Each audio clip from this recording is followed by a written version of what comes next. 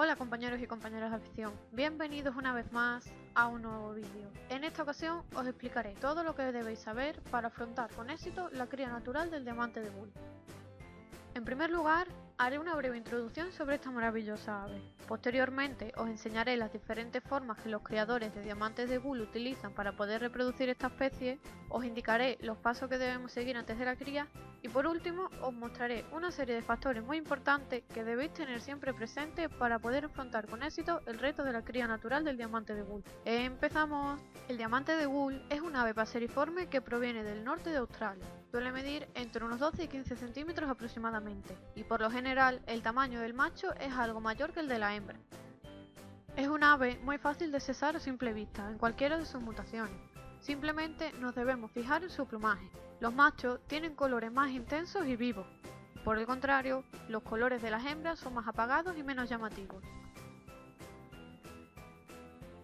La cría del diamante de Bull se puede hacer de varias formas. Una de las formas más extendidas y que tiene sus ventajas e inconvenientes es mediante el uso de nodrizas, como pueden ser Isabelita de Japón o diamante mandarín, que veremos en otro vídeo.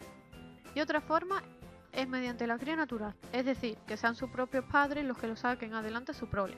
Personalmente os puedo decir que esta segunda forma es con la que más he disfrutado y con la que más orgullosa me he sentido de mis ejemplares. En España, la época de reproducción suele ser durante primavera y otoño, aunque personalmente suelo criar únicamente en el mes de otoño, debido a que suelen entrar en celo de manera natural, ya que ese periodo coincide con la primavera en Australia. Entre los aspectos más importantes que tenemos que tener en cuenta destacan: los ejemplares deben tener al menos un año de edad. Ambos ejemplares deben encontrarse en perfecto estado de salud. En principio, ambos ejemplares deben estar separados y posteriormente pasarán a verse, para que se vayan conociendo, enamorando y acostumbrándose el uno al otro. La pareja debe estar desparasitada, tanto externa como internamente. Deben tener una alimentación variada y equilibrada. Debemos suministrarle un aporte extra de calcio, mediante el hueso de jibia o la cáscara de huevo. No debemos olvidar que antes de suministrar la cáscara de huevo debemos seguir el proceso que explico en este vídeo, para eliminar cualquier tipo de bacteria que pueda estar adherida a la cáscara. También tenemos que aportarle pasta de cría y algún tenebrio con mayor regularidad, para que se vayan acostumbrando de cara a la cría. A continuación os indicaré los factores que influyen en la cría. Gran parte del éxito de la cría natural del diamante de Bull se debe al tamaño de la jaula que utilicemos para criar, por lo que debemos utilizar como mínimo una jaula de 1 metro para que sea lo suficiente espaciosa para la pareja, porque cuanto más espaciosa sea la jaula, mayores posibilidades de éxito tendremos. En mi caso utilizo una voladera como esta. Es muy importante que nuestra pareja se sienta segura en su jaula, esté tranquila y no se sienta amenazada por nosotros, por lo que debemos molestarla lo menos posible.